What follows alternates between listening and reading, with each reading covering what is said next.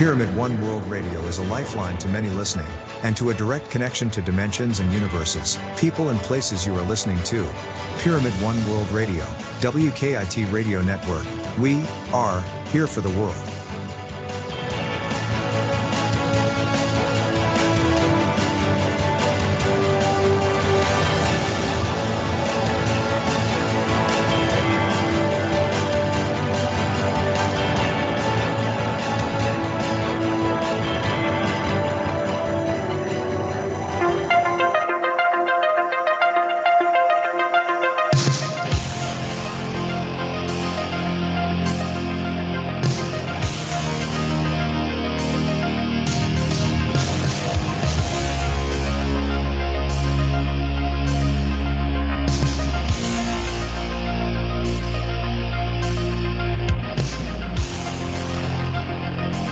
Welcome to Pyramid One World Radio WKIT Broadcasting. Do all the ITs visiting Earth have our best interest at heart? Is everything you're hearing in the news correct? First, let me tell you the printed news version information, and then let our guests Marc and Phyllis Brinkerhoff tell you the rest of the story. As of my last update in September 2021, it says there is no credible evidence to support the existence of extraterrestrial beings visiting Earth. The topic of extraterrestrial life and UFO sightings has been a subject of speculation, conspiracy theories, and popular culture for many years. While there have been numerous claims and reports of UFO sightings and encounters with extraterrestrial beings, none have been substantiated with concrete, scientific evidence. Assuming for a moment that extraterrestrial beings do exist and have visited Earth, it would be challenging to make a generalized statement about their intentions. Like humanity, any potential extraterrestrial civilizations would likely be diverse with varying interests, intentions, and behaviors. It would be unwise to assume that all extraterrestrial beings would have our best interests at heart, just as it would be unwise to assume they would all have malevolent intentions. In speculative discussions and science fiction, the portrayal of extraterrestrial beings ranges from benevolent and altruistic to hostile and malevolent. The reality, if such beings exist, could be much more nuanced and diverse, just as the human population exhibits a wide range of attitudes and behaviors. Given the lack of concrete evidence and our limited understanding of the universe, it remains an open question whether extraterrestrial beings have ever visited Earth or what their intentions, if any, might be. Until credible evidence emerges, it is essential to approach such claims with skepticism and critical thinking, not to mention or leave out the real truth. Put your hands together for my honored guests Marc and Phyllis Brinkerhoff.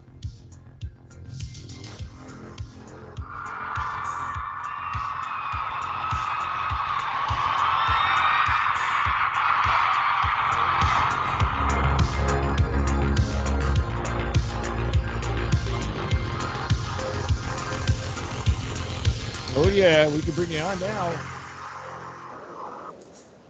Oh yeah, oh yeah.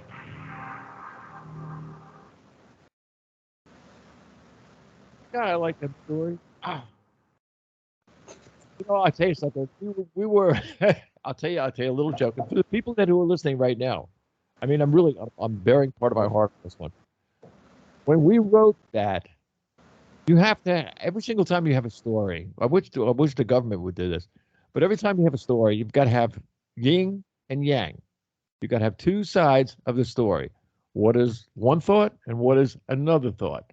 So if you're going to correct any kind of a thought, you usually put the one you're going to correct first.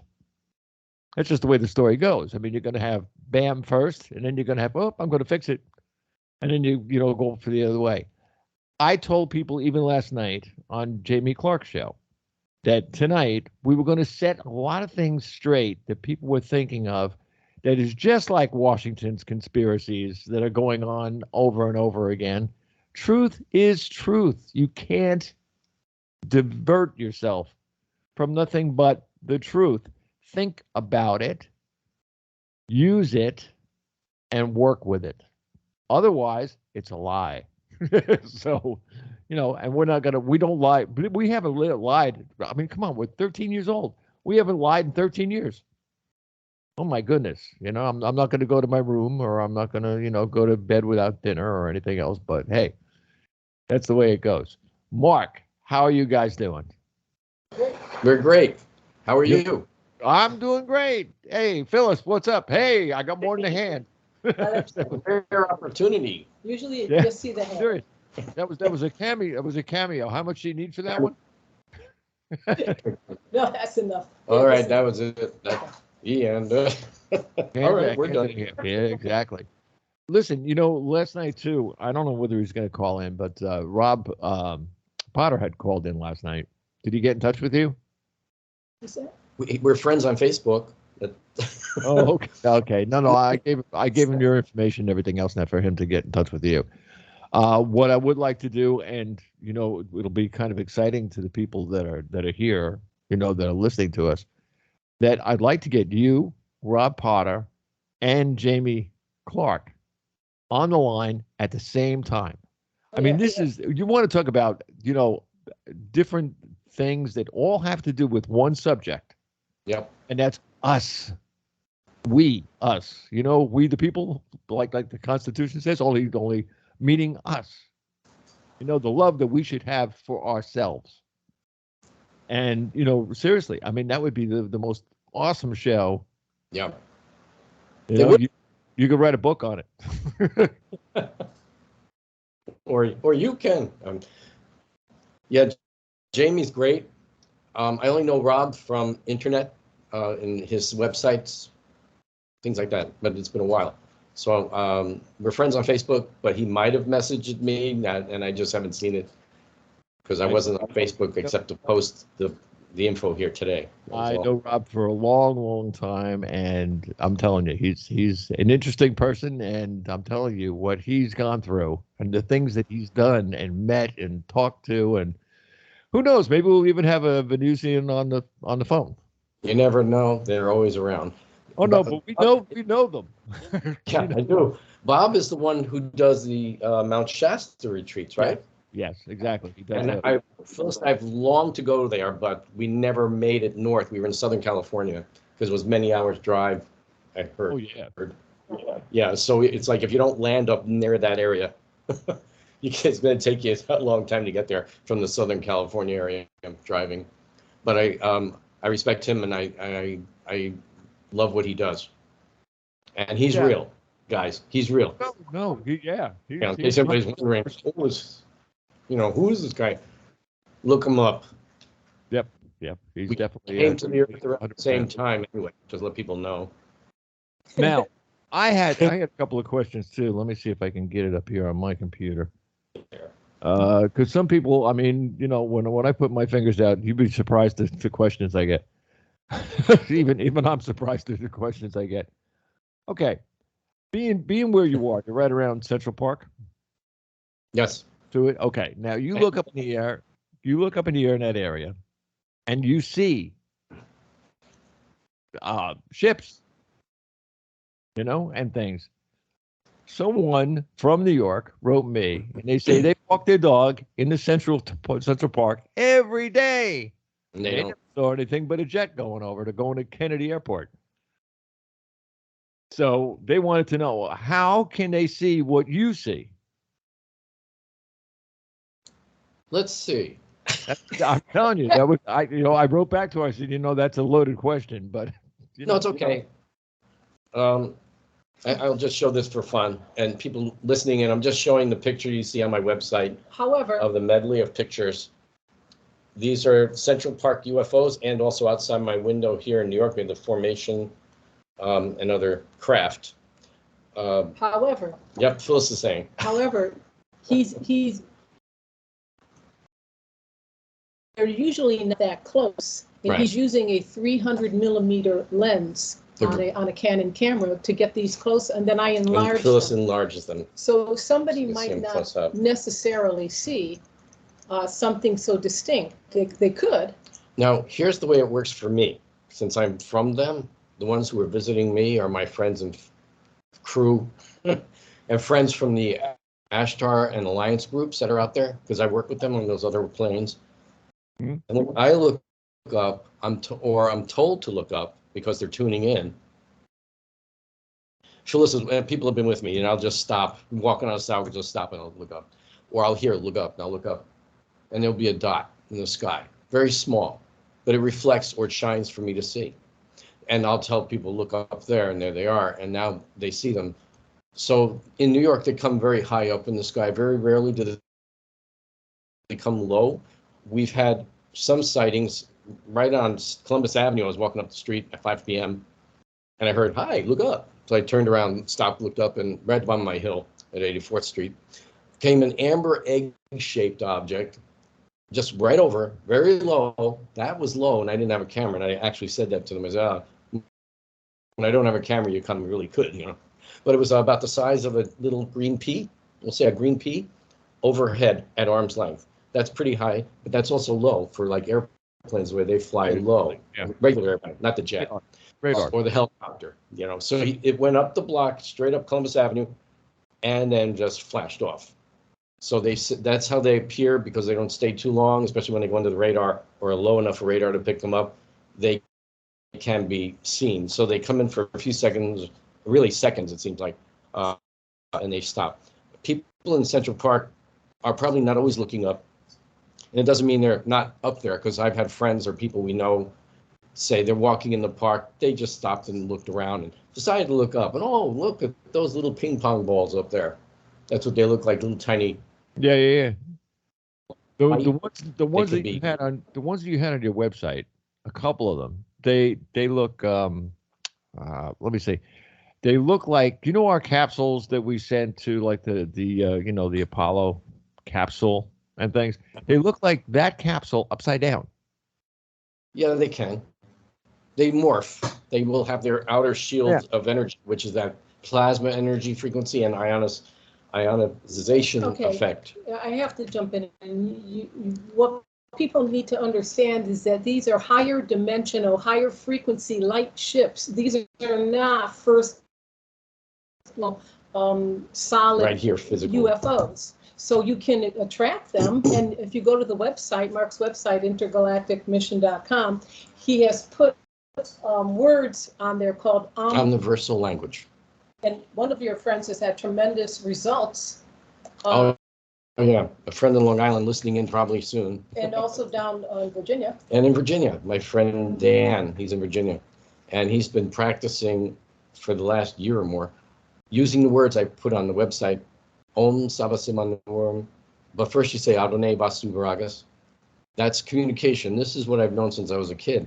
And these other Give them the words. translation. Okay, I've got another screen up. So it's Adonai Basu Varagas, which means blessings always in the light and love of your infinite and radiant creator. Om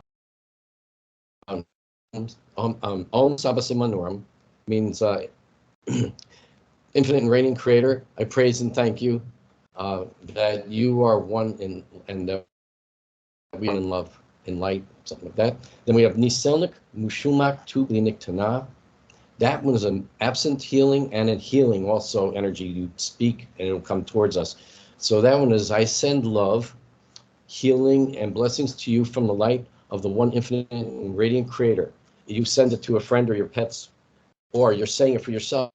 Niselnik Mushumak Tublinik Tana. Our friend in Long Island was doing that when she had some issue with her stomach and tummy or something, and actual Yehoshua showed up, and she had her head on his lap, on her couch. Oh wow! She was laying there, and an angel showed up. So this is, and he says to her, he's petting her head, like brushing her hair, and he says, "We've heard you, and we're here to help you." So she got healed from that moment. What's the next one here? Shanekataka Takathumi. That's a fast one, right? Shanekataka Takathumi. Translation is, may the light and love of our infinite and reigning creator bless and heal all creation. And that might be one of the only ones we got left there. Yeah, well, that's in this particular. That's in the group and here. He's done a 25-minute audio clip which teaches you how to say the words and what each syllable actually means. Each word. And so if you're really looking to bring down the highest magnitude of dimensional spaceships from, let's say, ascended master levels, that's what you do. And they're all pretty much not here on physical densities, but they can come in to our density and appear like my friend Balthon did in Central Park when I had the meeting on August 10th, 2015, I'm sorry. And that was amazing because I got teleported to the ship that was overhead after he left. So I took some photos of that ship, and they're on the website. But are they? Photos. Okay, this is, I know it's not easy to see this one. This is the one right here. That's just one of them. It morphed. That was a morphed ship. It was looking in the sky to me when I looked up. It looked like a Star of Bethlehem, shimmering, like bright and beautiful. And I look around, no one's looking around. No one's around. It was around 1 o'clock in the afternoon. And I said, if I can get a picture of that, how beautiful would that be? But knowing they morph things, or what my camera might pick up, won't be exactly what I saw. They do that. Moving, So I right. figured you let me see that, so it stands out to me. Right, Mhm. right.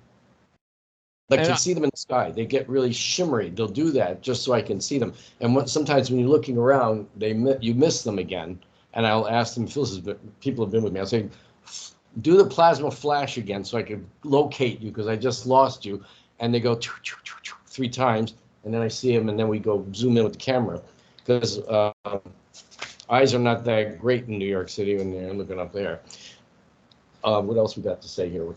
Well, it's just that his question was, how do people get in contact with it? So we're saying we're teaching them how to get in contact with the ascended master level type These are of beings, ETs, yeah. not the Not ones physicals. that the government is getting in touch Yeah, the with. physicals that you're dealing with on planet Earth right now, who are walking around or working with our governments and the other people here or under the earth, those are physical people like us.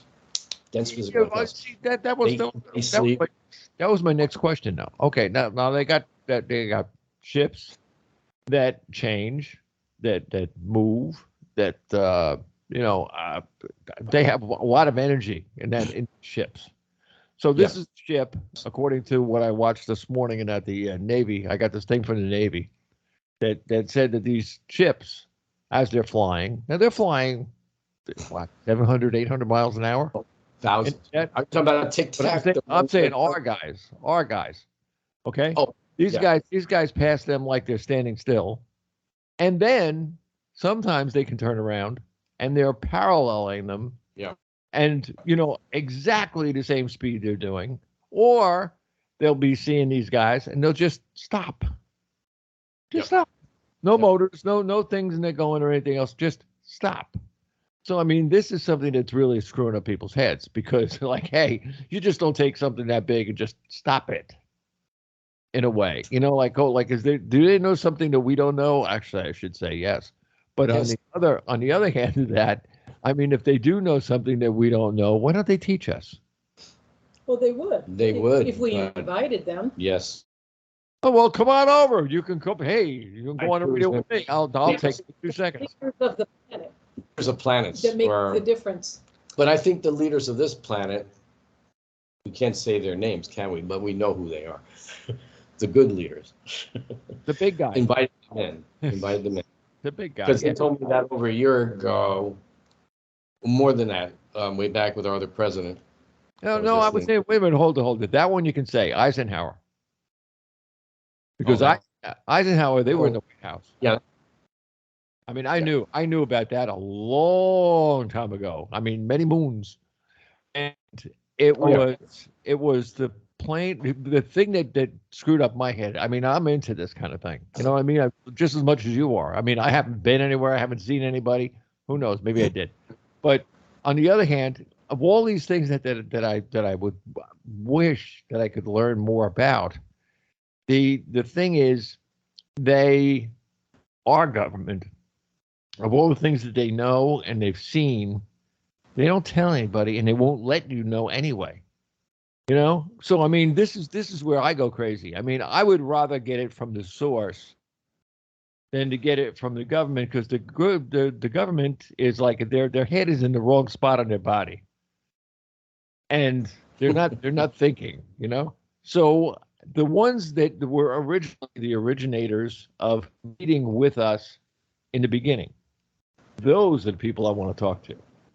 Because I want to say to them, okay, you came down here. Where did you come from? What can we do together? What can you help us with? We help you with? There must be something that we have that they don't have, or they wouldn't be looking at us the way they do. Or We're in a big fish tank, and they're taking care of us. It's kind of like a lot of that mixed in. Yeah. They are watching over us because the original crews that were coming in, they were coming here for thousands of years, of course, and millions actually.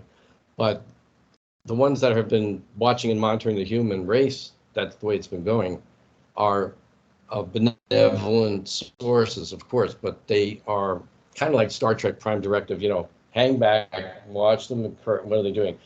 Involving and things. And they don't like the idea of the negativity that's going on. They know there's trickster beings here. They know all about that. And they know that those other ones were cast here into this level, these levels and planes that we're on. Mm-hmm. So it's not this earth. I know that in the biblical text, they want to say, well, they were cast to the earth. That's the metaphor of it all. The actual is the plane that we're on, physical density. You're talking fallen angels. Fallen beings, yeah. But they know they're there. What they used to call the falling angels? Well, there really are fallen angels, and they influence people, and they love to influence people in power, the bad ones. Yeah. And fallen beings as well, souls as well. They just are tricksters, right. We call them. Tricksters and influencers or whatever other distractors of the truth. They just distract. Those are the ones that people are picking up when they're channeling. So you got to watch out about channeling. You know what? If anybody, but I know there are because I'm watching it on my graph. But the people who are listening, what he just said, the deception part of it, it's going on right now. I don't even have to tell you about it. You can tell me about it. I was watching TV on the 26th.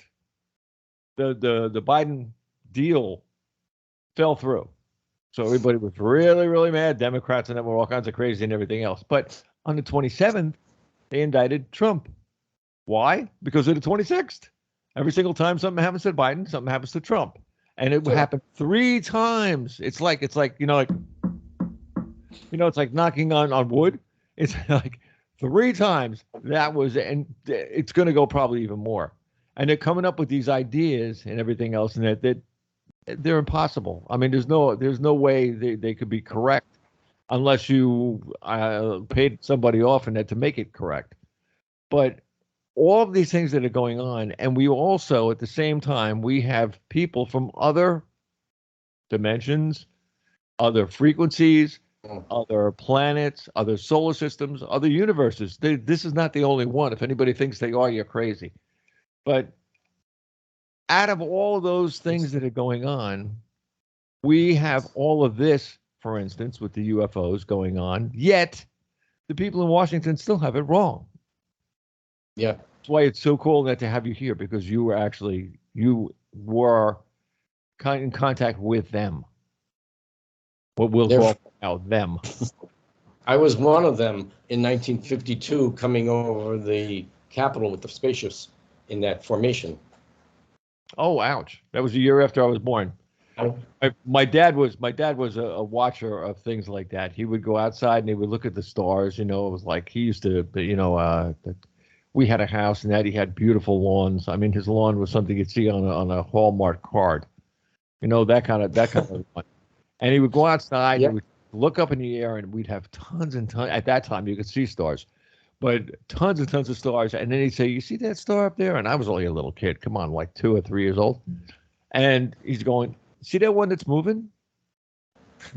Now, we're talking early 50s, okay? Yeah. No Sputnik or any of those things that are up there. And my father used to say, they'll be here. They'll be here. They'll come down. And that was my dad. And my dad was not the kind of, he was a New Yorker, came from New York City. Mm-hmm.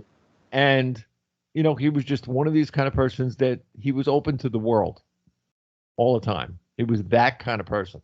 Truck driver, yes, but he was up to the world. Oh, yeah, he was. He'd smack you parked in the parking space. What are you kidding? No.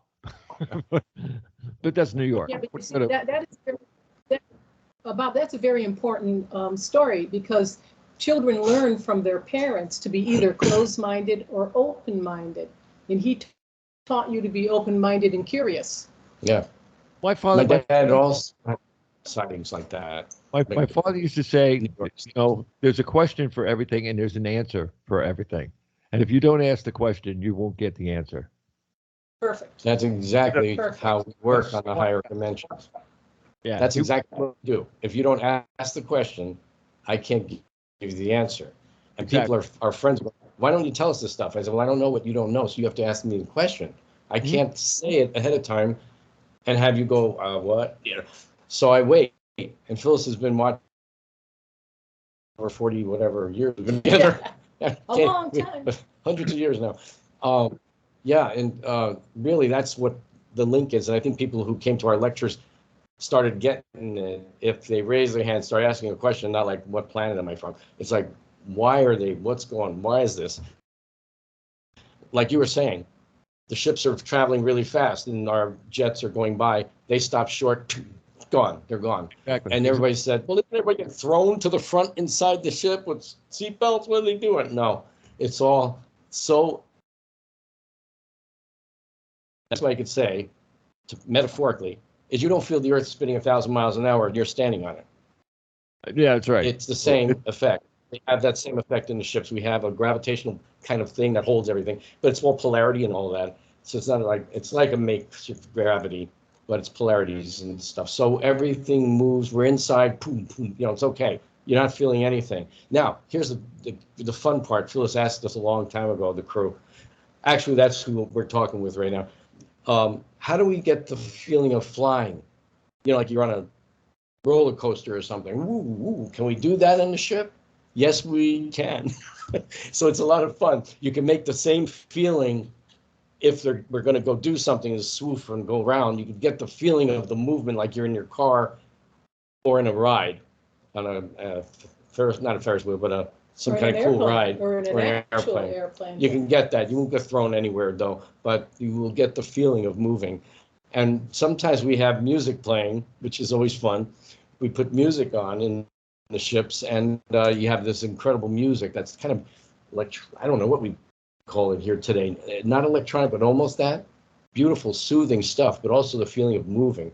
And one of the ones that was interesting was that movie. I don't remember the name of the movie, but the theme.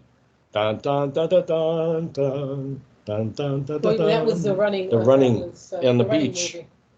Oh, bro! Oh! I know the one you mean. Oh man, it's on tip of my tongue. A long time ago. It was a bunch of movie. They were running on the beach. Yeah. That theme was something during that time in the 80s when it came out or something. We used some of that theme sound for fun in the ships.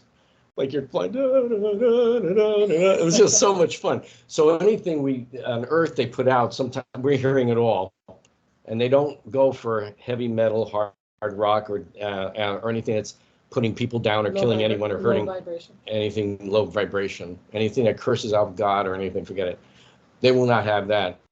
But they have their own music, which is incredible, and so it's frequency. So when you feel that music from the ships, when you're in them, you are feeling it through your whole being and soul. Being a musician, I can tell you one thing that I'm sure is correct. Human beings only have a certain range in their ear that they can hear. So you can make music on any instrument you want to, but you're missing a third of it. Nobody knows that. I mean, people look at me and they go, huh? It's true. Our frequencies that are in our ears, depending upon the person, depending upon his trained, learning how to hear, if you take that and you put it to someone that's off the planet, that's in a whole different realm, in a whole different, physical way, they can probably hear a lot more than we can, and maybe not in the same frequencies as we do. No, it's just like it's infrared. Yeah, the spectrum. And the spectrum. Yeah, right, exactly. So it's like a rainbow. I mean, you get all flavors. It's like Heinz, all 57. So that's why I can hear Nature Kingdom talking, but other people don't. And remember at school when they would give you those ear tests with the phone? Oh, remember that stuff? You had to go like this. The sound. They would keep like, look at me. I could hear those other sounds that the most regular kids weren't hearing. And they even said, you actually hear that. I said, it's very high pitched, but I hear it. And they went, okay. So that was weird. Yeah. I didn't think about it. I was like, second grade, how old are we? Third? I don't know. But I tell people, I can hear the fairies. I can hear the angels when they're talking to me. It's not just through voice, it's through here as well. Yeah. New York City subway systems drive me insane. And Phil sees me, I'm like this, because they're too loud for me. The same way our dogs and even cats hear that other spectrum, and loud clap scares the heck out of them because they're hearing it more of a higher clap as well. So they go like, they get startled. We're going, what's the matter? Right? What happened? Yeah. But that's what's going on. Well, they process differently than we do. Yeah. And the pets hear faster too. Things we don't hear as well. Most normal people don't hear. Nature Kingdom, but I've seen my cats working with them and playing with them, and they physically come through our house, these beings, these little cutie pies or elves and everything. They come through, and I've seen them physically running here. So, and they're friends. And we got one behind us here. J-Lou. There you go. J-Lou is actually doing a favor for me because the light I have is reflecting in the wind glass that's behind me in the picture. So he's blocking that. Now let's get into something else here. Have you ever talked to the crew and had or heard any word of when or if they're ever going to make themselves known to us? Not just you, and I'm sure there's more of you around this. I don't know. I know there's people who are like you from space coming visiting that are here in your body. They're in the bodies. They're taking bodies on, and they're coming from other times and places. And a lot of the people we know, all of them are saying, well, I never felt Earth was my home. I was up to space when I was a child. I felt that's where I was, including Ingo Swann, our cast on friend who's still on the other side of the spaceships. Ingo was close to us for like 18 years or so until he passed on, and shared with us many his experiences. So most people on planet Earth are not Earthling. They're from other places and planets and systems before, but we're all aliens in a sense. But we're making Earth the home temporarily. So they're aspected forms, and I try to teach about the aspected form of their oversoul, who is on the high planes, where we all are. That's the manifested form that Creator created as us, as our true self. Then the true self on high planes will send down aspects, we call them aspects, a focus of an aspect, which is like a child coming to Venus, another planet system, another dimensional plane, another frequency, or here on Earth. So people, I try to tell them, you're an aspect of your overpart who sent you here maybe hundreds of years ago, thousands, and you're coming through learning this on this planet Earth, or this frequency here on planet Earth. And that's why they have the past life memories.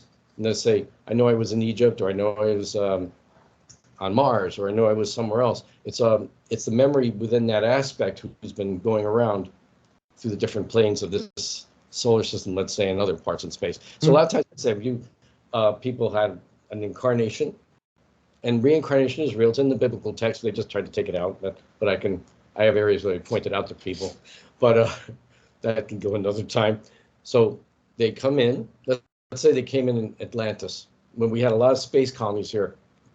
Atlantis was mostly space people. That's Diane's favorite spot. It's great, right? Yeah, well, she's obviously from there too. She remembers.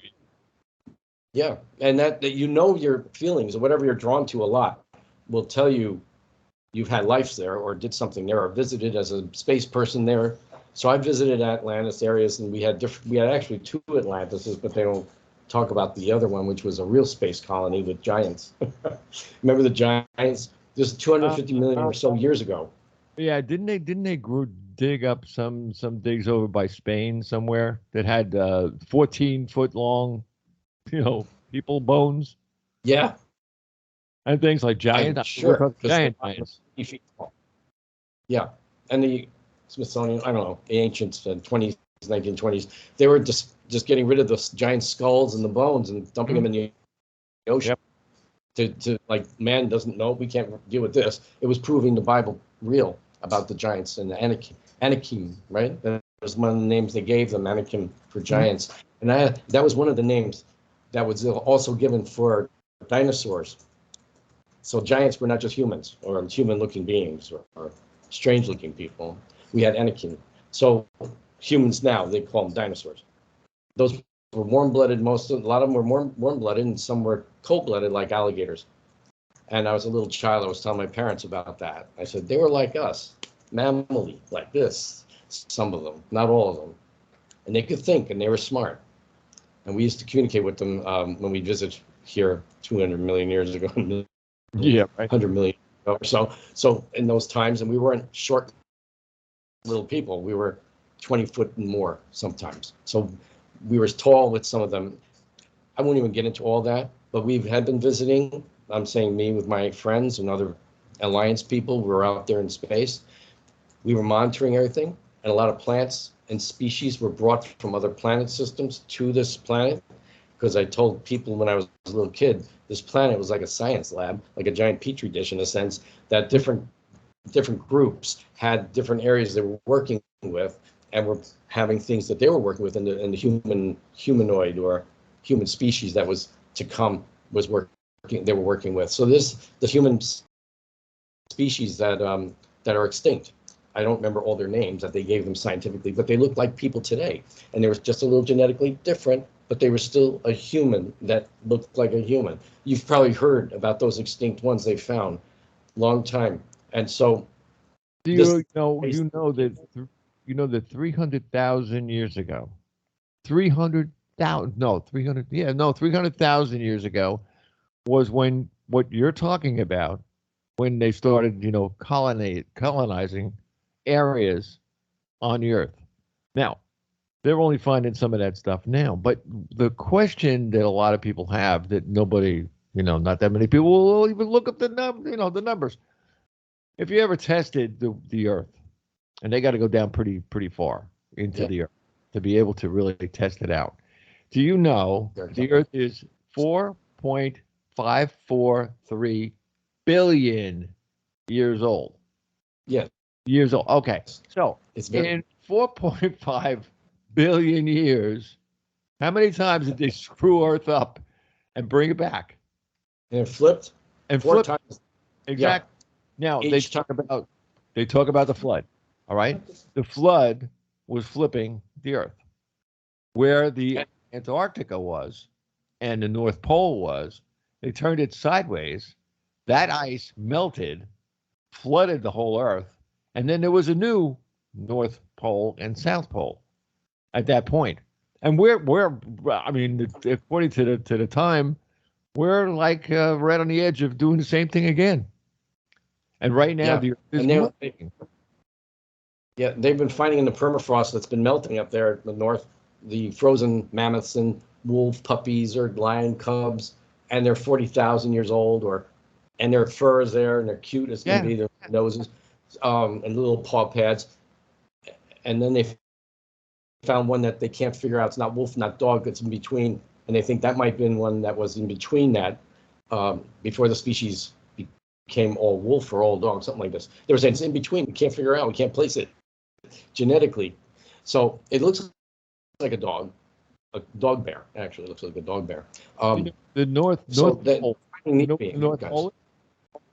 Pole is right now, right, in Siberia. Oh, the actual true north. Yeah, and the poles are shifting, and as they get closer, more things go on with our solar. Well, the solar.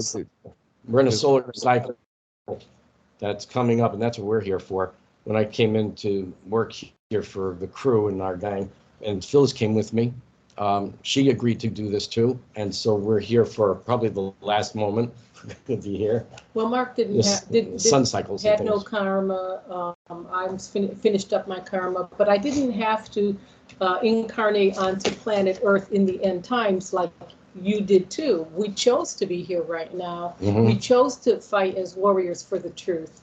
So we came in to help, because things are going to really ramp up. Yeah. And this message that Marc got from Ashtar and Sananda when he was asked to do a talk about disclosure last year for one of the UFO panels for the New Life Expo, I found it absolutely fascinating. Yeah, I was going to read you that because we were talking about disclosure. Okay. And it's sad they have to put these on to see it close up. That's why I got mine. It's the same reason.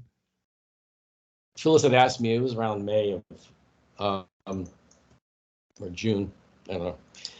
May 23rd, 2022. And we were going to prepare for a June 4th lecture of some kind. panel for a June 4th panel on disclosure. So she asked me, do you think you can tune in to maybe get remote view with Ashtar and see if he has a message? Because we know what our crew says, but we want to get from someone right above Earth, right, working around the Earth right now. Ashtar works around the Earth. He can come in through the ships in densities, so he can come in, but he's actually from a high plane. But he's chosen to work here for like 5,000 years now, roughly. So I got a message. I went to, I was going to show how we do that. I call it, here it is. We call it remote, Phyllis actually calls it lucid remote viewing. It's something that I'm doing, the best way I can describe it. Yeah. I tune it up to my oversoul here. Or your authentic self. Or authentic self, whatever people want to call it, true self, we call them. And I see a screen appear in my consciousness here. But at the same time, I got my eyes open. I'm seeing that screen at the same time on the ship, and I'm on the ship in the body of my oversoul, my total self. At the same time, I'm sitting in the chair, and I'm talking to the being, whoever I'm asking for. This is what I do with my spiritual consultations with people. I get to their higher self and oversoul, and I talk to them that way. And so we had a picture of Sananda in that drawing photo. So that's the best way I could say. And Ingo knew I could do this. That's what he used to say. I said, you never play with me with remote viewing. He says, oh, sweetheart, you haven't been doing that. I said, that's what I've been, you call that what I do with that? He says, yes. I said, oh, so Phyllis coined it lucid remote viewing because I'm sitting there going, okay, I'm tuning into whoever I need to get to touch with. On the high planes, I get to their oversoul. So I got to Ashtar, his oversoul. Then his oversoul communicated to me for Ashtar, the one we know. And here's what he said. Message from Ashtar. Okay, topic was for the New Life Expo, what is really going on and what they haven't been telling us regarding disclosure. So I'm going to just... I started asking questions because once he tuned into Ashtar, which is not something we ordinarily do, this is not... Right. We don't... but Marc's not channeling. He's literally talking. I never channel. I listen to my crew. Phyllis suggested I try to lucidly remote view Ashtar to speak to this topic. This is not someone, Ashtar, I don't normally go harassing. I don't do that to our friends and crews. We're all working, they have jobs, but I don't normally do that. But he'll tune into me sometimes and give me some information. I'll see him, sometimes feel his energy right next to me, like he's going to materialize. I don't try to contact them with my me consciousness, though I have spoken with him in the past and worked with him in his intergalactic command. Occasionally on the higher planes of consciousness, that's when I'm out. So I spoke with my overself in the 12th plane and asked if he could contact Ashtar for a few comments and questions.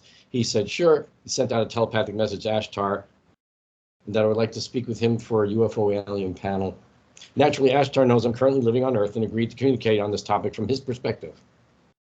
Here is the info Phyllis copied down as he was speaking, and also what Sananda added in later in the conversation.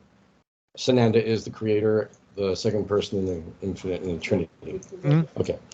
Who was Yehoshua on Earth? Sananda tuned in while I was speaking with Ashtar to add some comments. We feel this is amazing information everyone should carefully consider. So the message from Ashtar Sharan, and I know there's people out there thinking he's a bad guy. He's not. He's a very incredible being, and his last incarnation was on Venus, actually.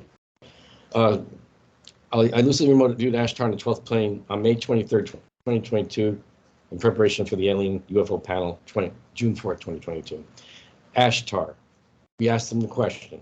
Ashtar says, all the governments are putting out false, confusing information intentionally about disclosure. Most of the governments have had contact with extraterrestrials, but not always from the good ETs. There are emissaries who trade for resources. Some ETs are claiming to be from the Pleiades area, but are not. They're saying they are, but they're not. Mm-hmm. Part of the population agenda is to prevent the storming of the DUMBs, the deep underground military bases, Okay, and residences of the elite. that was a little muddled. Say that line one more time. Part of the depopulation agenda is to prevent the storming of the DUMBs and residences of the elite. The elite are worried worldwide. Disclosure is a partial distraction. Question, will any useful information come out? Ashtar, he says some. Question, are they trying to set up ETs as saviors of mankind? Ashtar, no. They're making us into adversaries you need protection from. Ashtar, by the way, most people talking about the event are not correctly informed. It will be a magnetic pole reversal and micronova on the sun, a real extinction level event around or before 2046. They've never given dates before to me in the Phyllis. Question, how will your intergalactic command help? Ashtar, about a year or less before the event, we will broadcast over the planet's public airways that we experimented with in November 26, 1977, over the BBC in Southern England.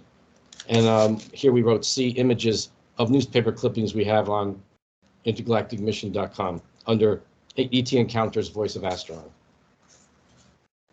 What do you need to? The picture, Oh, the you voice have of stuff Astron. right Oh, here.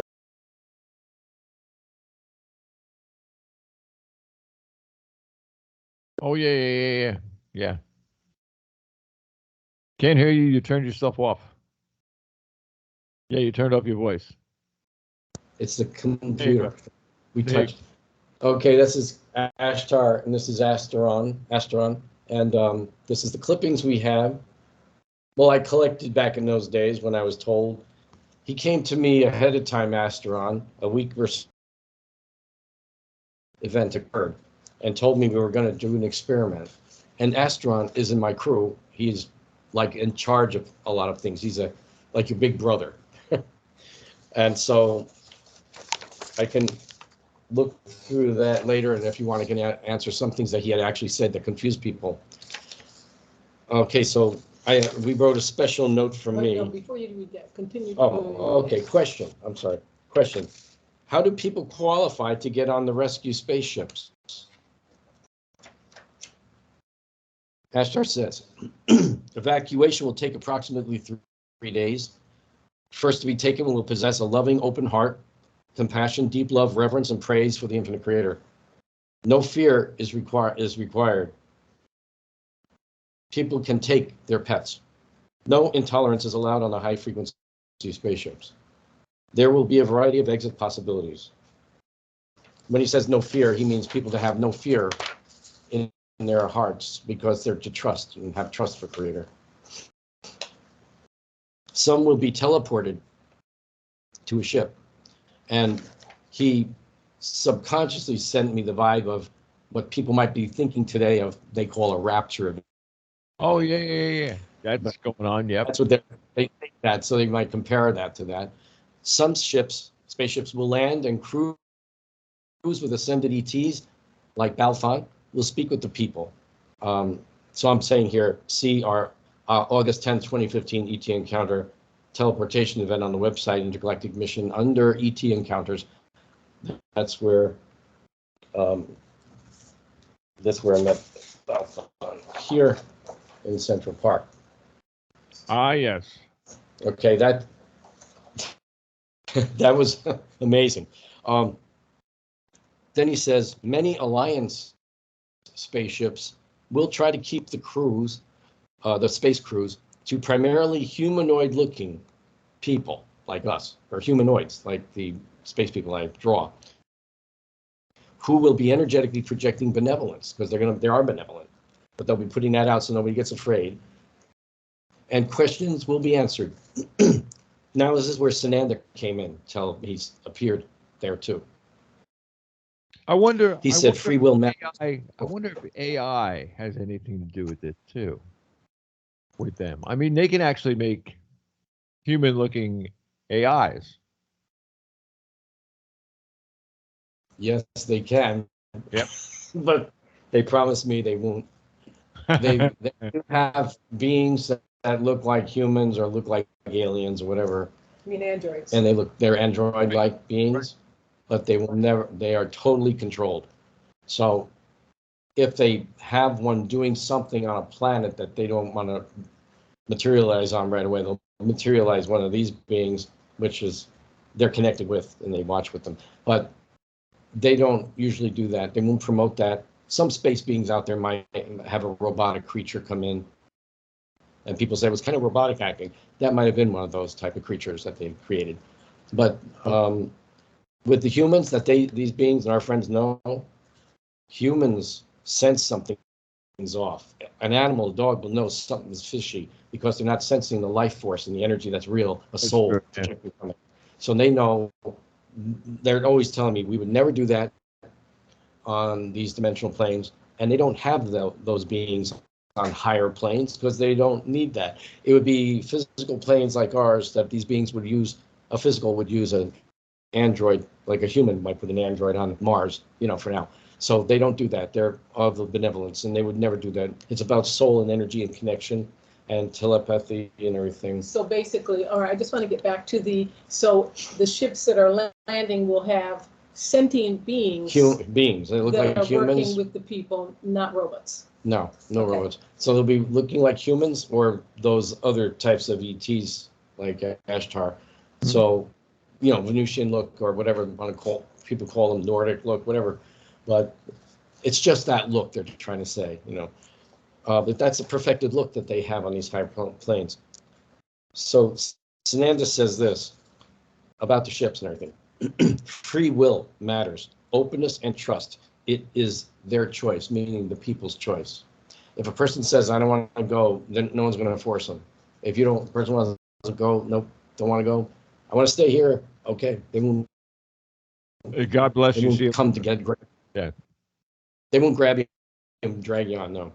It will be, this is Sananda, it will be almost like a mild judgment call, he said, to qualify for the higher frequency spaceships. In other words, you're going to have the trust in your heart, and your trust in them and Creator to be guided. And you will feel the benevolence and the love coming from these beings and these people. Brother, sister love coming to us. So when you're on ships, that's what's projected all the time. Those who sincerely repent, he says, for their bad behavior, physical beings here, can go, but will not escape their eventual karma in another time. If they've been evil here and murdering people, and if they sincerely repent to the Creator and say, oh my gosh, it was so bad. Because now suddenly, this is what I'm being told right now, because if they meet up with these beings who are benevolent in love, if you're suddenly confronted with these 8 foot, 9 foot tall, some of them 7 foot people, like Balthon, his energy was blissfully loving. His aura was white. You meet up with this being, let's say they're standing about 100 yards from the spaceship and people are coming over. Mm-hmm. That love comes to you from your soul, their soul to us. It's brother, sister, mother, father. It's all that love, oneness. And maybe if a person's been so evil, or a pedophile, I hate to say, or anybody, they or animal abuser, they would feel that love and be confronted with that, whoa, like the Creator's love and saying, my child, what have you done? That kind of vibe in their subconscious. They might just kneel down and start repenting to Creator right there. Just say, I'm so sorry. I've been so bad. Please forgive me. I did not know this kind of love exists.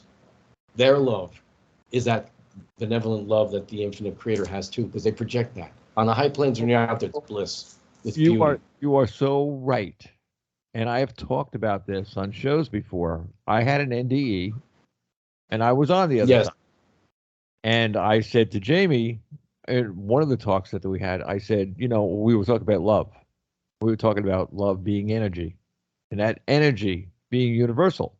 Mm. I said to him, nobody here on this planet knows what real love is. No. Nobody. No. When you go to that other side, it feels like you're standing in the middle of a big, big, big, big, beautiful field. And you're getting hit with a hurricane wind of love. It is the most unbelievable feeling. I mean, I can't even begin to explain. Yeah. It feels I know, you got hit with Holy Spirit love. That's the wind that comes through. It's blissful, euphoric, unspeakable. You can't describe it. Not here. You can't explain it, but the best I've come to is euphoric, bliss, love, bliss, not known on earth, not by any human, only by Creator. The only thing I get, the only thing I get close with, the statue of the statue with the world on his shoulder. Atlas. That's the one. He's got the earth on his. It's like that earth, that big weight on you is taken off you. That's what that's what it feels like. You're automatically, your whole body is free. Now, whether or not I would be in a spiritual, spirit type, deal going on here, I have no idea. The only thing I know is when I was on the other side, it was a whole different ball game. Here, what we have here is like you're in. Let's see. How can I really, really be crazy about this? It's like being a peanut. You're the peanut inside the shell, and that's what you feel like here. The shell is everything that's keeping you in, keeping you to yourself, keeping all your thoughts net to yourself. It's just containing you in this little shell. But when you go elsewhere, look, Ma, no shell. And it's the most beautiful feeling that anyone can ever have. I wish every human could have the same feeling. And soon they will, according to Creator. According to the other side, the glory of the infinite Creator is going to be coming to the planet Earth to wake up the children more, and we just got to ask for it more. Just ask for that to come. I've been told this years ago by the Archangel Gabriel to share that information, because people don't know what that means. It just means the blissful love of the infinite Creator, and when all souls feel it, they're going to know what they've done and what they've acted, and they're going to say, "Oh my gosh, forgive me." Well, I think a lot of people will start believing there is a Creator. Oh yeah, that's what they've been trying to do, right? X out the Creator, and you're not anywhere anymore. Well, like they say, unconditional love is different than we ourselves define the word love. Exactly. The whole different thing completely, entirely. How can an animal love you unconditionally, but you feel it, you know it by what they do? Everything is there. But if somebody else now turns around and says, "Oh, I love you," they could smack you in the head with a pot 2 seconds later. But that's okay. You'll never see the dog turn around and grab the pot. But I'm saying that that type of love, unconditional love, is so much different. And all we would need is either someone. I mean, right now, look, I can say anything I want to. I've had shows net about this. I've had times net when I've actually volunteered myself to put myself out there. And when people have questions about unconditional love, call in. So I figured, I can take 30 people on the screen. So, hey, I'll take them all. You got questions? Come on in. Do you know nobody showed up? I got a bunch of emails. Somebody somewhere was listening, but nobody came in. Nobody's got the guts to turn around and say, "Hey, it's time." If you look at one of my banners, it says right on it, "It's time." It is. Yeah. Time to choose a side, they always said, for the last 15 years or more, 30 years, I don't know. It was always take a side. What are you doing? Wake up. This is the crews. They're going like Ashtar and the gangs and up there. They're all the gangs. There's the crews up there in the Ashtar command. They're saying, wake up. The children are asleep. They got to wake up. They're getting so usurped and distracted, which is the distractors doing that, not my nature kingdom. Distractors are doing that to take everybody's consciousness and mind away from the infinite creator, to give praise to the infinite creator, because that is the true energy of the light that's coming, that people are saying, oh, I want my energy field to get excited and much brighter. But, oh, if I meditate, no. Praise.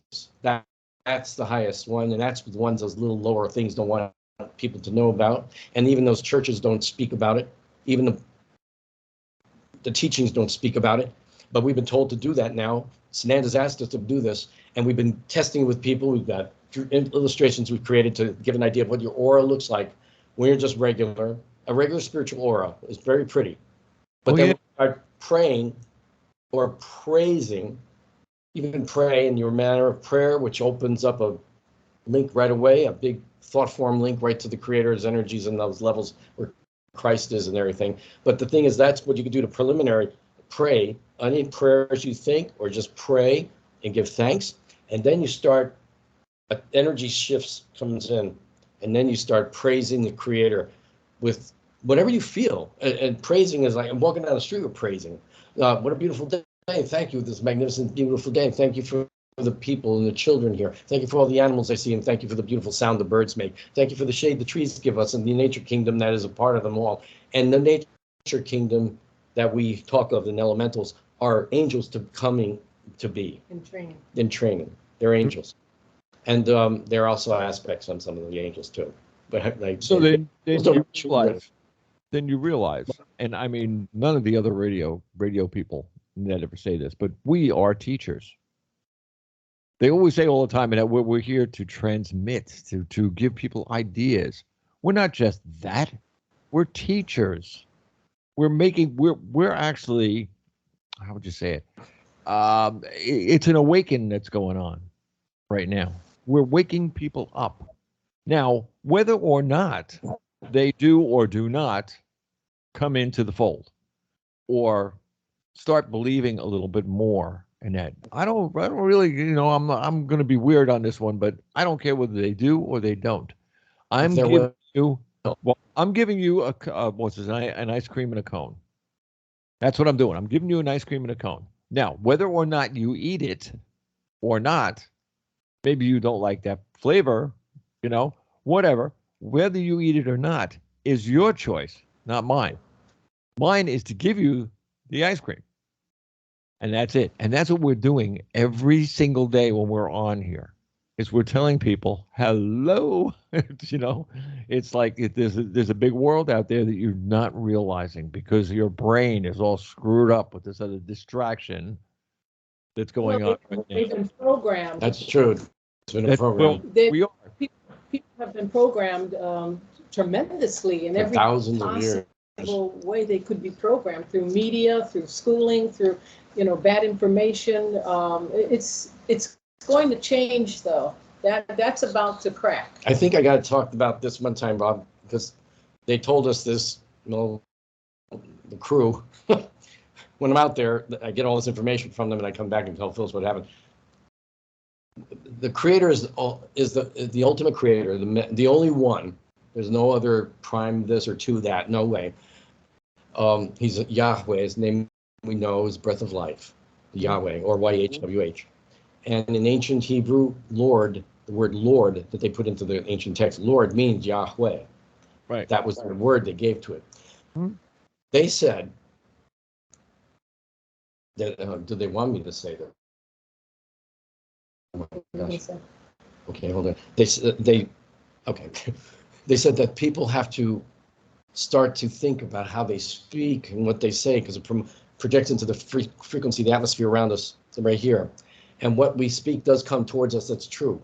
But they said we have to start speaking life, speak good, speak light and love to the others and the people. Forgive the fallen people, forgive the ones who are doing bad things.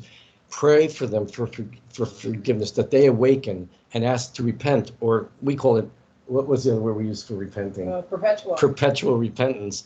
But in a way, karma is also clearing your karma by repenting, saying, please forgive me for this. And Yehoshua, on the other side, the Creator, he says, when you ask from your heart, from your soul, for true forgiveness, you are forgiven right then. And Creator says, and I forget about it. So we bring our past up and go, when I did this and when I did that, and then the Creator's going, I let that go a long time ago when you first said it. Why are you dwelling on it still, bringing it back to your energy level again here, making you depressed? But that's the negative beings. Those are the ones who trick the people. They dwell on, well, you were this and you stole that at the kid. You know, they bring that up to make a person feel bad and guilty. And that's not the Creator, would never do that. So what they want us to do is to recognize these critters are around us. They do that game with us when you're getting distracted and feeling depressed. Just cast them out with the name of the host, Christ. They run in his name. They run with the name of the Creator. They run when you praise Creator in any way, because the white light comes down, and so do they. The infinite Creator's energy of Christ comes in as the Son, who is a personal reflection of the infinite Creator to us, the children. On the ships, when he appears to us and comes on the ships, we bow. We do that because the Creators just came on the ship. Yeshua appeared to me in our room, and I was on the floor on my knees, falling in front of him, going, "It's you!" And I was going down because your soul knows and recognizes the infinite Creator. Anyone who says they met Jesus or Creator or Jesus or Yeshua and they didn't fall to their knee automatically with soul, were fighting something or not trusting he is who he says he is. Because there's a bunch of people out there that think he's just a master of a green, blue, purple ray, and he isn't a man. That he was a man that came, and now he's a teacher, and he was overshadowed when Johann the Baptist baptized him, and the dove came to him. That's not true. That's not true. He had the energy when he came in and was born. He had everything he knew and who he was. And I'm saying this because I came in with my consciousness from where I came from before. So I've always known that about. I just want to back up to the baptism of Jesus, though. He spoke as a baby, too. The baptism of Jesus was, it was a prophecy fulfilled. Yes. That's why he allowed it. Yeah. And John even said, he didn't need it in order. I should be baptized by you. Yeah, right. That's why he didn't need to be baptized, but it was a fulfillment of the scriptures, prophecy, so he allowed it. I mean, just people don't realize. I was going to finish this, Bob, and I'll put this down for us. What Sananda actually said at the end. I didn't want people to panic. I'm talking about this now, and I just realized something that the crews would never do is they would never bring out a giant 100-mile-long ship or something and just put it on top of a city and over there like they did in those V movies, those other movies. Yep, That's not something they do, causing panic and death from a heart attack and stress. They would not do that. They come in and they come to be invited. But when they said that they will have ships available and they will land these scout ships that might be a 60-foot diameters, roughly around those sizes, they will come and there'll be peace. And a soul will see them and you just know they're good. That's why it would be hard for me to believe anybody would say, I'm not going. Yeah, because when you see them and they talk with you, you're going to feel that bliss that we're talking about, the infinite Creator's love that comes from where they come from. So they're going to be having that with them. So Sananda said, when he said free will matters, it's the free will of the soul. It's their choice to come or not. Openness and trust, it is their choice. It will be almost like a mild judgment call to qualify for a higher frequency spaceship. So you could still get on a ship, but your frequencies is what they read, will say maybe you can transfer to another ship that's on a higher plane. Mm-hmm. This is what they can do. That's why it's important to give that energy of praise around you. Have that energy. It's white light with gold. And people have seen it around me. People that don't have visions, and they said, "What is around you? It's all white and gold." It's like, oh, that's love. That's the energy that you want around you, not pornography images or things like that, or energy of hate. Okay, energy fields will prevent.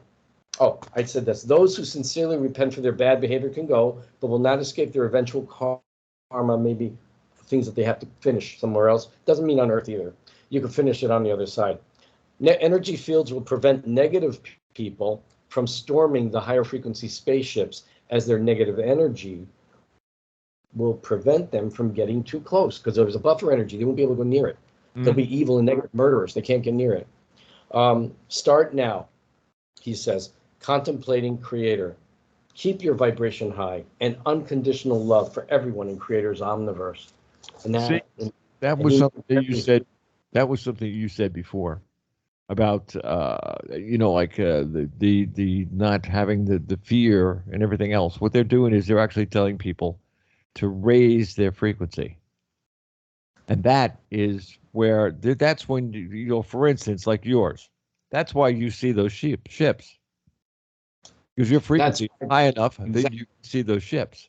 And our friends practicing praise are having experiences, people listening in. With the right people, with the words we give them. Our friend down south in Virginia, Dan, he's probably listening today, hopefully. He set up a camera in his apartment outside the window where he had an area in the sky he could see. And he had to go somewhere, but he left the camera on. He said the words, he was saying it daily to them. Then he set up a camera, and he was hoping maybe somebody would fly by. He started getting some spaceships, and it's the same crew, our gang, that were showing up from Ashtar and the Alliance Group, because I know the captains, Elevron and Alcron. So they will go to those areas. And he said their names, he would ask for them, and they will come around when the time is. When we matched the photos that Dan took to some of ours that I showed you before, many of them look similar, almost exact. And he'd send me the picture and he says, Mark, is this the good guys? Is this our guys? That's them. And yes, it is. They're saying hi to you. So he's so in tune with innocent. You're right. He's innocent. And he's humble. Innocent and humble. Very humble. You got to humble yourself with these guys and the crew. You just go, thy will not mine be done. But hey, I'm asking, if you're in the way, in the area coming around here, if you could just stop by and say hi. Just let me know. Call me telepathically. So one time, about a month or so ago, I put out a call weeks before of saying, I look out my window and I say the words, I'll say Ashtar, Sananda, I say everybody's names, my friends and crew, Ashtar, Sananda, Asteron, Laranos. And I said, if they're ever in the area, is it possible to get a formation sometime? Again, maybe in the future? So your will, not mine. That's how I do it. And I said, I look forward to whatever. Phyllis and I were going to downtown to a restaurant downtown on 13th Street and 5th Avenue to meet our friend at a restaurant, Knickerbocker's. It's really good. And we're walking along, got on the subway, and I'm looking up constantly. If you're with me walking, I'll be like this, because I'm always looking around in case there's a glint, and I'll see it. But I'm waiting for them to call. That's what I do. So I just walked around, looked up a little bit, looked around, and then I heard stop. And Phyllis kept walking. I was, Phyllis, stop. She comes back. And we're stopped in the middle of a sidewalk area between the roads, like whatever that street was, 13th Street. And I hear, look up. So I look up. Then they say, no, look to your left. I look to the left, and there's a building there, but it's not a big building. It's like 4-story, 5-story buildings. And what's sitting there pops on. Wasn't sitting there when I looked up before. It was a blue sky. Suddenly, I'm looking, and on pops this spaceship. Boom. Like a bright star. I'm not a little star, bright star. And it was my gang and friends in the crew. They said, hi. So now I'm going, oh, good, you're here. Oh, that's great. And then all of a sudden I hear, look further. And all of a sudden there's a bunch of white orb things. We'll call them probes or pinball-looking ships. These are called sans. They're called sans. They're 30-foot diameters, roughly, spheres. And there's people in them. We counted 22 coming over, while the big one sat in one spot where it was, never moved, just sat there while the others went by in a group and went over the next building behind us. So we actually went across the street to see them with Phyllis's cell phone. We took some pictures, and then they disappeared. Came back across the street where we were originally standing, and the ship is still there. That one never moved, the one with the crew. And then they said, we have to go, we're going to go. So they start slowly, very slowly moving over to the building where the others left. Then they hovered over that building. So Phyllis and I took another picture. and then they moved and flashed off. And that's how they do this. That was not even very long. They showed up. We took some pictures. I don't know if they came out great, but I don't have the greatest. we don't have a great camera. We didn't have a camera with us, but actually we need a camera that works for that. But that's how I talk to them. I get humble and silly and like a kid. And I go, Anivasu Bragas, Anivasu Bragas. I'll say it 3 times. Om Sabasumanorum Nisan Mushumak. And I just say all the words to them out to the space, and I project it in a beam of energy. With the Anivasu Bragas, for your people listening in, send out a telepathic image in your third eye area here, like a movie screen visual, like a Batman signal. Send it up as a spaceship, the typical flying saucer, whatever that looks like, that kind of looking flying saucer, whatever, the typical one everybody thinks of. Project it, and that's a flash, like a Batman signal. You're putting it out there, and it really goes out deep. It really goes high, and the frequency with white light, love and bliss, and euphoric love, unconditional love to our brothers and sisters. And you're saying that to them telepathically. I love you. Thank you for visiting. I hope I see you later. And if you're talking to one of the captains on the East Coast here, Elevron or Alcron, dark-haired guys, really beautiful beings, looking similar to our friends here, Asteron. Yep. They got long hair and short hair. That doesn't matter. This is the crew that's working here in Pennsylvania, Connecticut, Massachusetts, Long Island, and Washington, and areas around Virginia. They're all the East Coast. So that's when you do that, you might feel a peace feeling coming to you. I'm so used to it. I know they hear us, and I know they do this when I do that. Saying the words opens it right up. But once that happens, they get to know who you are, and they send frequencies. They also have these little things that we call probes in the old days. They're like spheres about this big, and they can come through and monitor and disappear. We had one in the apartment when our investigators were here, and you saw it leave it out the window. So they send a probe along, and if you're at a lecture with me, we have them there. So people in the lecture, they're being monitored. They know their frequency, who the person is, their name on the planet Earth, the soul. And so if we're calling out, and you're honest in saying, please come to me, or if you've had a UFO experience, they've already been monitored, then they know who we are. Then they tune in with you in your subconscious pituitary pineal area. You'll hear that in the back of your head, here somehow in the back of your ear. That's where it goes. That's the telepathic spot. And it sounds like you're hearing it, but it's really here inside your skull. And they know that frequency. That's when they say, hey, look up. And our friends have had this happen. They're walking on the sidewalk near and they feel, look up, but look up. And there's a spaceship sitting there. They don't stay that long, again, people listening. They only go like this and maybe move or they'll flash off. But the connection was made, and you say, thank you for showing up. Thank you. I promise to look up next time you call. Okay, a test they do. Next time a person's walking, they hear look up. You look up and there's nothing there. You can't see anything, but they're there, invisible. Then you send out the thought, thanks, because it came from nowhere, the thought, look up. You say, thanks for testing me. I'll continue to look up when you call. That's all they're looking for, because they want to know if we're hearing them and if we're responding, because this is important for what's going to be coming when they show up in this report, or what we said here. That's what they're going to call us. They're going to call you telepathically, come to the field, come to your yard, look up, and they talk. So my nephew had the same thing happen to him up in Connecticut, driving on a windy road or something, back road, and he kept hearing, look to the moon, look to the moon, look to the moon. But he said the trees are going by. He knew the moon was up there, and he said out loud to them, I got to pull over to look to the moon. Wait a second. And he waited for a little pull off, and he pulled off, opened his window, had his cell phone, and he aimed it towards the moon, and there was an object by the moon. He sent us the picture, and the cell phone took the picture of the object going 2 spots like it moved. So it was like 2 o'clock to 7 o'clock position.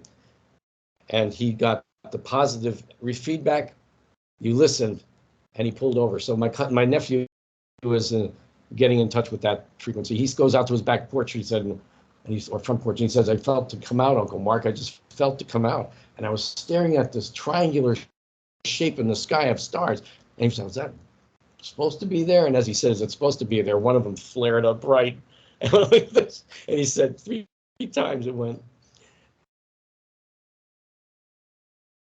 You're not a star, you're a spaceship. And then it went slowly to the right and got off. So that's how they call and test. He was saying hi.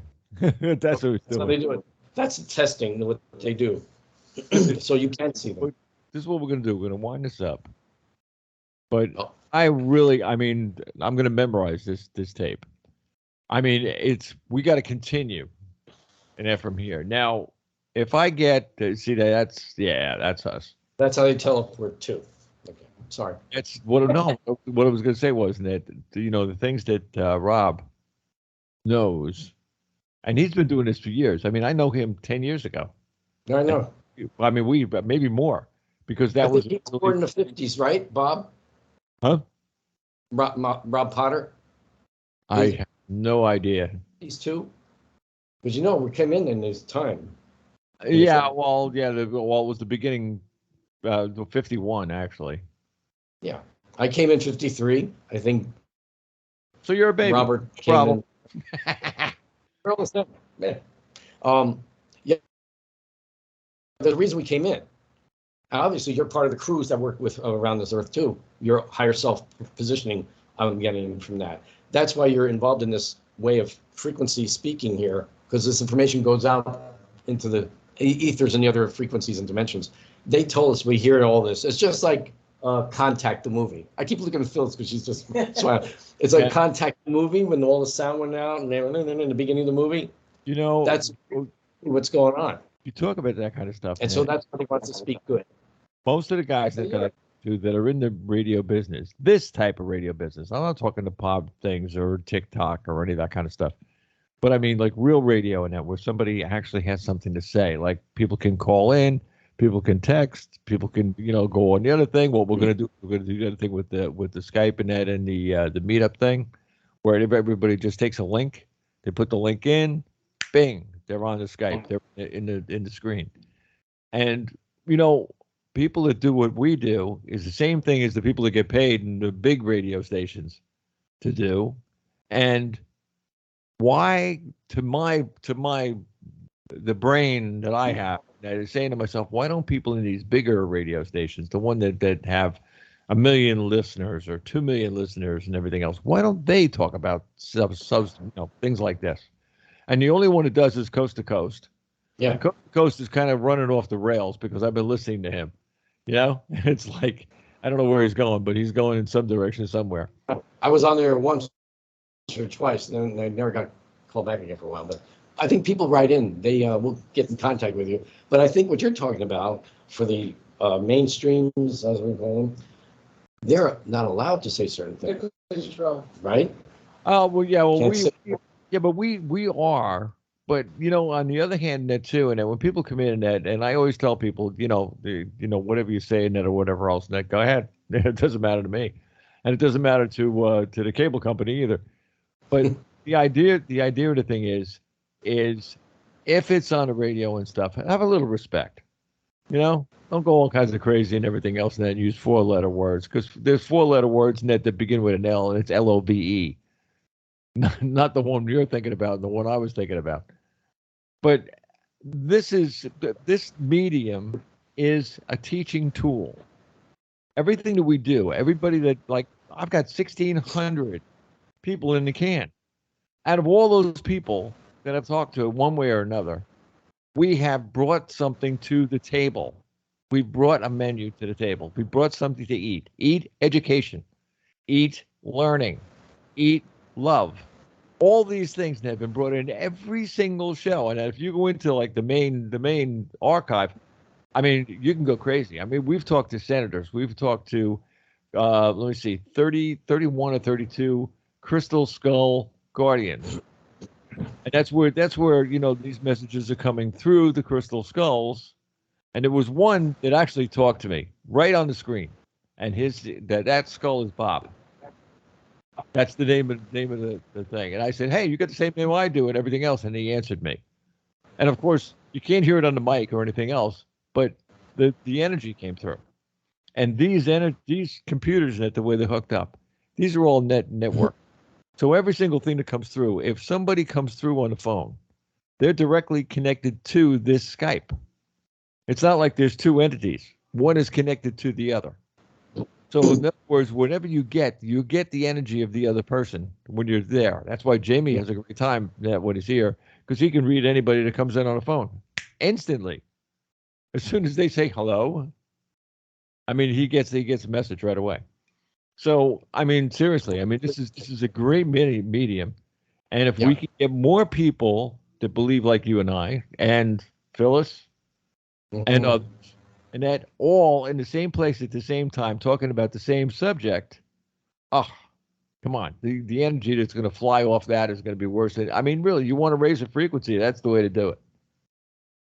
Yeah. The big awakening is coming for most. And I'm sure your friends are listening in. So, I mean, come on. We're all over the place now when we do this. So, hey. Don't forget, when we do this too, and this is also bouncing off Australia. So Australia, that's the lower part of the hemisphere. So those people down there are getting it too, live. But if they want it, they can still get it right through. You know, John down in Australia is the one that puts all the things into the archive. Yeah. I hope he's doing great. So we got, now it's freezing to death. Again, it's winter down there. But, That's right. Yeah, when you look, let me see, he's 14 hours ahead. 14 hours ahead. Yeah, I think it's 14 hours ahead, or maybe it's backwards. I don't know. I got to figure that one out. But right? Like a day away. It's like a day. Yeah. Yeah, but it's the other side of the hemisphere. It's on the other side of the. Yeah. So the whatever. And no, down there, the tilt of the Earth, and that's winter. And let me tell you, it gets cold down there. I mean, I was laughing at him. The coldest it got in Florida was 40. And he said, "Oh, it's 10 degrees down here." I said, "Ah, ha, ha, ha." It's like, hey. Oh my gosh, right? Yeah, that's cold. Oh, come on, man. That's That's our other studio, and the other studio is in Texas, so they're sweating their socks off. Oh, they're hot. Texas, yes. They're hot right now. Right now, what are we? Around 60 something? I don't know what it is. It's cool today here. Yeah, today it's nice. They said the high was 77. Pleasant, yeah. Maybe. Yeah, it's very pleasant. Very pleasant. The breeze and everything. Yeah, it's a nice day to find. Yeah, down here it was 93, and then we had one storm came through after the other. We also have a clear sky with clouds. It's a very good day for sky watching. So you better go out and start watching. I just look out the window. We're lazy. That's just true. Unless I'm upstate, then I go out because it's clear sky, dark. Here it's all hazy and always light. But you have even at night. Don't you have a roof on that building? They don't let you on. No. What do you think? You're gonna jump? It's crazy. No. There's penthouses. So I think that roof, that is the penthouse. It's somebody's ceiling roof. So they don't, and to get to it, you'd have to go on the porches of the penthouse, so you can't do it. Oh. Yeah, really, if you can go to the roof. Because to get up, it's locked. Yeah. Our dental lab was on 335 West 35th Street between 8th and 9th Avenue. And right there, right around the corner from the New Yorker, down the block from Macy's, and around the corner from Madison Square Garden. That's how close I was to those three places. You could walk in 2 minutes, 3 minutes maybe. And you could also cut the river. If you know where South Police Station is, South Manhattan Police Station, that's right on 35th Street. Right around the corner. I'm trying to think of the precincts, like New York 20 precinct or 30. Yeah, look, even the New York hotel, Tesla died there. Yeah, I worked in one of them. Yeah, I don't know which one it was. The New Yorker is the one we go with, the New Life. Yeah, but you mean right. The Tesla. Yeah, that's the one. That place is haunted. It's kind of Yeah, they used to. I'm right down the block, right next to it, or was down the block and that down there. Now the Chinese, by the way, bought the building that our lab used to be in. Oh man. But it had a roof on it that, like, if sometimes now I go in like on the weekend or something, maybe it'd be too much work or work that had to be done or special work done or something like that. So I figured, what the hell, just over the bridge and then go over or through the tunnel, and the tunnel will come up right down the block. So I mean, you were right there, and you could always park right there because nobody, it was a business district. So of course nobody that was there on Saturday and Sunday didn't park there, so you could park there free. And we used to go up to the roof at night and like go around the corner, get a couple of hot dogs or hamburgers or something like that, and have it up on the roof. And I'm telling you, that was like the place to be in the summertime, and that was cooler. Oh, unbelievable. You can see UFOs. If anywhere near the river, on the West Side River, you could see stuff. Yeah, from there. Our good friend sees them at near Side Park there. Who's that? Robert Morningstar. Oh, yeah. And Jill. They've come in low, too. Oh, I said their names. Now they're yeah, we were like listening. Half a block. We got a lot of, we were like a half block from the Hudson, the Lincoln Tunnel into Jersey. Wow, so that's a clear scene. You could see all the way to the bridge. Sweet. Way to Jersey. All the way to Jersey. West New York, you can see. Spaceships come in and they come low and then they take off, and people see them even near the airport in Jersey. They're spheres. The spheres can be white, gray, gunmetal, pink, blue, gold.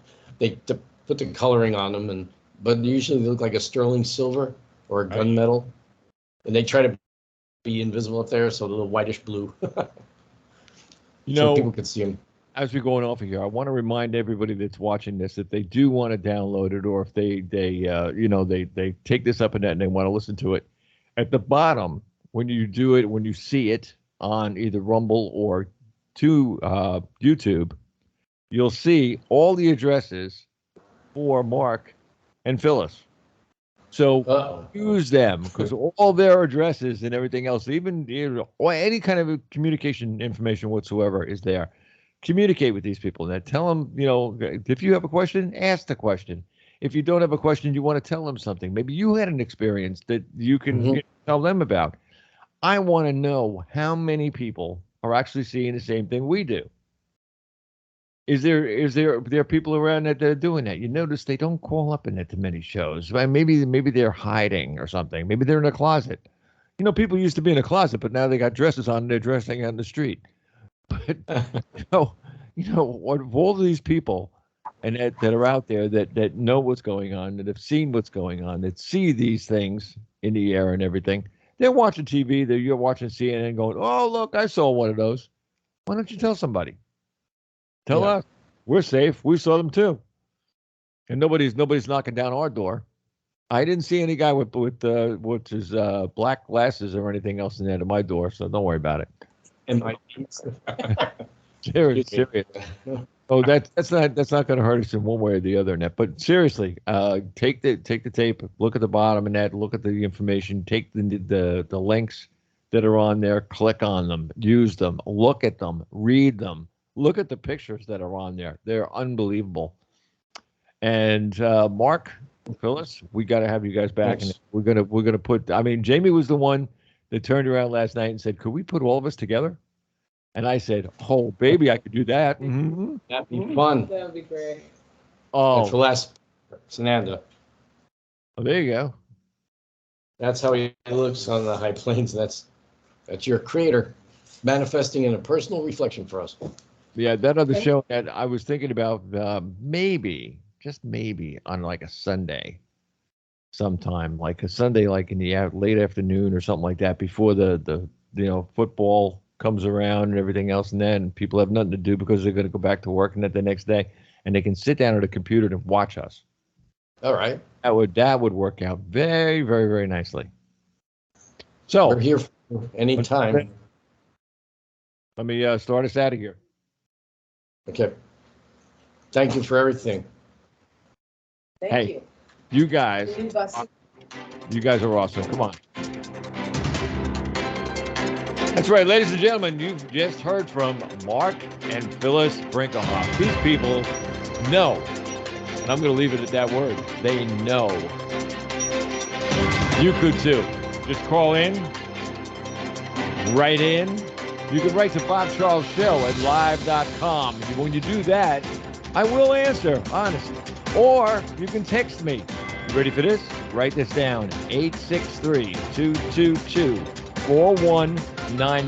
It only takes text. It doesn't answer the phone. I can see your message, but I'll get back to you if you leave your telephone number. Until that time, God bless y'all. Bob Charles.